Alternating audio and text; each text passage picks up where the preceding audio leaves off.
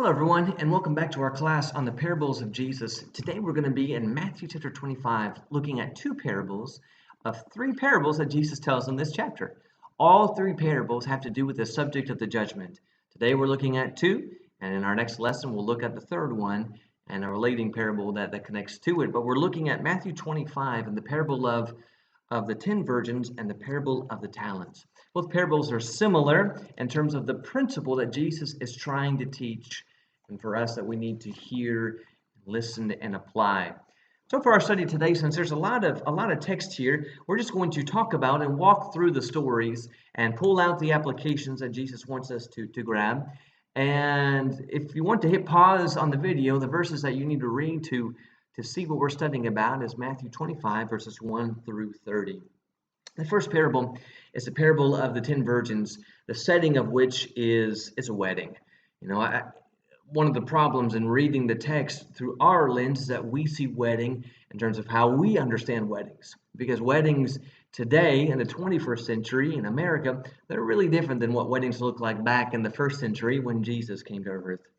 Our weddings, we have one day and we know when it is, and we prepare for it, we invite people to it, and it happens when it is planned and scheduled. But that's not how it was in the first century. The day was chosen, but the hour was not known. No, there was a lot of preparations that had to take place. The food had to be prepared, the resources had to be gathered, the decorations to be put up. All of that was being done at the groom's parents' house. All of it was being made and prepared, while the bride and her attendants were over at her family's house. And so the day was ready, and the people knew of the day. They simply didn't know the hour. When the hour finally was there, when it finally arrived, the groom would leave his parents' house and go with all his procession to the bride's family's house. He would gather the bride and all of her attendees and take them back in what would have been like a parade and this grand celebration as they go back to the groom's family's house, and then it would begin. And rather than just lasting a couple hours, the wedding lasted, some estimated, a week. There's some scholars who said it lasted even over a week. And that makes some sense then when you look at John 2 and the parable of, or not the parable, the miracle of Jesus turning the water into wine, why they would have ran out of wine. Because if it lasted multiple days, a multiple day celebration, you could run out of resources really quick. Well, that's the setting here. You have a wedding that's taking place, and you have the attendants of the bride. They're called the virgins here, 10 virgins. 5 are called foolish and 5 are called wise. And the reasons that some are wise and some are foolish is because of how they prepared for the coming of the groom. Each of them had lamps. And if in our minds we're imagining lanterns like we have with these glass lanterns, that's not what they had back in that time. Their lamps were these little clay pots, look a lot like this. They're very small, could fit in the palm of your hand. There's a hole on the top. Inside you would pour your oil. Through the end you would have your wick, your rope. You would light your rope, and as long as the oil was in there, it would continue to provide enough light for you to guide yourself through the darkness. Well, that's the problem. They knew the day, not the hour. 5 of the virgins had enough oil for a refill in case it ran out. 5 did not. The groom came. The groom came unannounced. He came as a surprise. And the 5 who were ready trimmed their lamps, poured in the extra oil, and they were ready to go. 5 were not. And when they finally got enough oil and returned to the wedding, it was too late. The doors are shut. It had already begun. And it says in verse 13, the application, the point of the matter is this: watch therefore, for you know neither the day nor the hour. When it happens, it's too late to get ready. It's too late to be prepared. When Jesus comes, that's it. That's it. That's the time. And so you can't wait to get your life ready. You can't wait to get serious about Jesus, about obeying the gospel, about doing the things he's called us to do. You can't wait till he comes. No, you need to live ready now. Live prepared now. Obey the gospel now. Walk in the light now, because we don't know when he's going to come. And so we want to be able to be found ready, just like those 10 virgins who were found prepared for when the bridegroom comes. The second story is a story about a master who entrusts 3 servants with talents. Now, when we hear the word talent, we think about abilities. Someone can play the piano, we think they have a talent. Someone has good hand-eye coordination, like in sports, we say, well, they have a talent. That is a way we can use the word, but in this setting and in this time, talents were a form of money. A talent was the equivalent of, some estimate, 600 denarius, 600 days' wage. And so it was a large portion of money. Well, here a master gives talents out in verse 15. To one he gives 5, to another 2, and to another 1. Each one, notice, according to his ability. And so he gives each one of these different talents, and then he leaves. There's an expectation from this master that it's not just that I'm giving you money. No, I'm entrusting you this money in order for you to do something with it. The master expected them to take the great gifts he gave them and to make it grow, to provide and produce even more than what he gave from them, and to do so.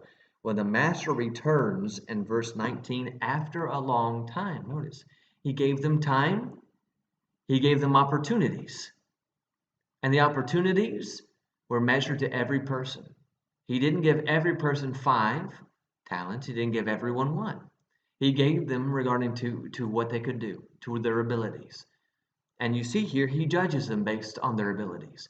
He doesn't judge the 1 talent man to the standard of the 5 talent man. No, each one is judged based on their own ability, on what they have done with what they have been given. The master comes back after a long period of time in verse 19, and he comes to each of the different servants. Each one gives a report with what they have done, with what they have been given. The first 2 have multiplied what they have given, and the master responds to them. Verse 21, notice, his master said to him, "Well done, good and faithful servant. You have been faithful over a little, I will set you over much. Enter into the joy of your master." And he says the same thing to the 2 talent man who also multiplied his talents. The master can be pleased. But there's a third one who makes a strange statement. He says in verse 24, "Master, I knew you to be a hard man, reaping where you did not sow, and gathering where you scattered no seed. So I was afraid, and I went and hid your talent in the ground. Here you have what is yours." But his master answered them, "You wicked and slothful servant. You knew that I reap where I had not sowed, and gathered where I scattered no seed? Then you ought to have invested my money with the bankers, and at my coming I should have received what was my own with interest. So take the talent from him and give it to him who has the 10 talents. For to everyone who has more will more be given, and he will have an abundance. But from the one who has not, even what he has will be taken away. And cast the worthless servant into the outer darkness, and that place there will be weeping and gnashing of teeth." And so you get the idea here. The master's expectation was not just to give them a good gift, but to give them the gift and the opportunity in order to produce greater gifts, greater good, greater resources, to grow and to use what they were given. 2 did so, 2 did not. Well, what's this about? Well, God has given to every one of us abundance of blessings. We might use the word talents. Some of us have talents with our hands, with our minds, with our words. God has given to us opportunities, open doors to meet with people, to serve, to teach. God has given to us time, life. He's given to us all the days that we have up to this point. The question is that we ask from this parable, what are we doing with what we have been given? Because God expects us to work. The issue with the last servant, if you see in verse 26, the master answered, "You wicked and slothful," or lazy servant, slothful. Laziness. He expected him to work. He expected him to use what he had been given for the work and the purpose of this king, so that when he came back, he would receive more. That's the question, isn't it? God has given to us an abundance of what we have. What are we doing with it? Are we furthering it for his good, for his kingdom, for his glory? God has given us time. Are we using it? Are we teaching? Are we reaching? Are we serving? God has given us abilities. Are we using our minds and our hands and our words to teach, to serve, to reach? God has given us so much. What are we using with what we have been given? And at the end of time, we're not going to be judged based on the basis of another. Because I can't do what others can do, and neither can you. There may be some in the congregation we look at and say, "Well, I can't teach like he can teach. I can't serve like she can serve." Well, you're not judged on the basis of others. You're judged on the basis of what you have done with what you have been given, because God gives to each according to their own ability, just like he did here in this story. There are some today who have 5 talents, some who have 3, some who have 2. There are some who can do amazing things above and beyond. They're talented in so many ways. And there are some who are talented in small ways, and yet they're still very talented. What are you doing with what God has given to you? Now compare the two, and what's the point? You get the parable of the 10 virgins, you get the parable of the talents. What's our common point here? What's our common thought? The master's coming. The bridegroom is coming, and we know not when. We don't know when. What we do know is that we need to be ready for when he comes. We need to be prepared. And the way we are prepared is not by inactivity. It's not by sitting around and twiddling our thumbs. No, it's by being active in his service. We use our time and our talents and our opportunities and resources to honor and serve our King, so that when he comes, we will lay this work. We will bring the multiplied talents and lay them at his feet, not boasting in our goodness, but saying it's all for you. You gave me so much. I used what you gave me to do even more good for your glory, for your kingdom. And I want you to think about this. It's easy to look at these parables and look at those who failed and who stumbled. And there is a point there. It's sobering, because you can disappoint God. You can disappoint God. You can live your life only for yourself, wasting your time, wasting your opportunities, and you see the outcome of what happens. You're not invited in. You're not allowed into the party. You're dismissed, and what's good that has been given to you has been taken away, and you're cast to a place of outer darkness. That can be our future if we waste the time and opportunities that God has given to us. But notice, when you notice in verse 21, God can be pleased with you. You can please God. You can please your master. You can hear the words that God said to these servants, well done, good and faithful servant. Sometimes we wonder, is God pleased with my life? Does God notice my life? Is God happy with the things I'm doing? It can be done. You can please God. It's by using what he has given you for the greater good. Be active. Be busy. Serve him to the best of your ability.